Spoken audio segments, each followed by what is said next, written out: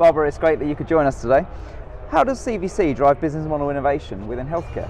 Well, I think it's easy because as much as the healthcare companies try to do a lot of innovation internally, they can't do all the innovation internally. And I think that there's a lot of innovation that goes on outside of our doors, whether you're a pharmaceutical company or somebody else in the healthcare community.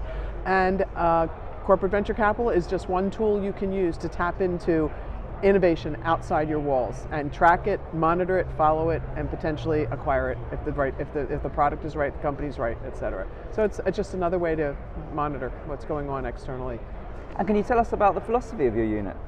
So we invest in areas that are of strategic interest to Pfizer. We're a large multinational biopharmaceutical company, and so our major focus is in the therapeutic space, which means what we'll call generally biotechnology companies. And so our focus is primarily 80% of our investment goes into therapeutics generating companies. The rest of them are in products, technologies, and services that support the generation of drugs. So we're in the drug business.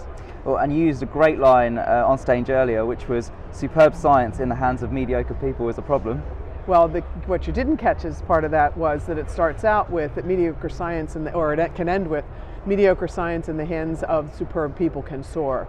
But superb science in the hands of mediocre people is a problem. You know, you've got people have to be part of the equation, and they're a very important part of the equation when it determines what is the right science and what is the right technology to back. And we're at the beginning of 2019. What are the challenges that you see facing you ahead this year? So Pfizer Ventures is going through some major changes in the last year in that we've expanded our group size-wise. We've gone from 3 people to 10 people. That represents some challenges too, since everybody is learning the job of being a corporate venture capitalist. And in addition, we've been given a greater remit on behalf of the corporation by increasing the amount of money we have to invest. So I'm looking forward to an exciting year going forward in 2019. A lot of new people and a lot of new things to do. So it's an expansion of our remit for the corporation. Yeah, it sounds like there's a lot in store. And finally, what brings you to the 2019 GCVI Summit? Well, I think there's a couple of reasons. So one of the things I really like about the summit is I get to interact with my colleagues from other industries who are also involved in corporate venture capitaling.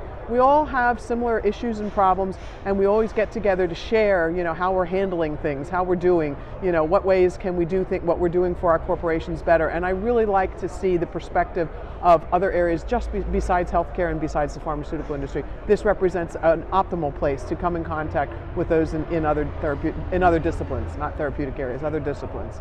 Oh, that's great. Thank you very much. Sure, great. Nice talking to you.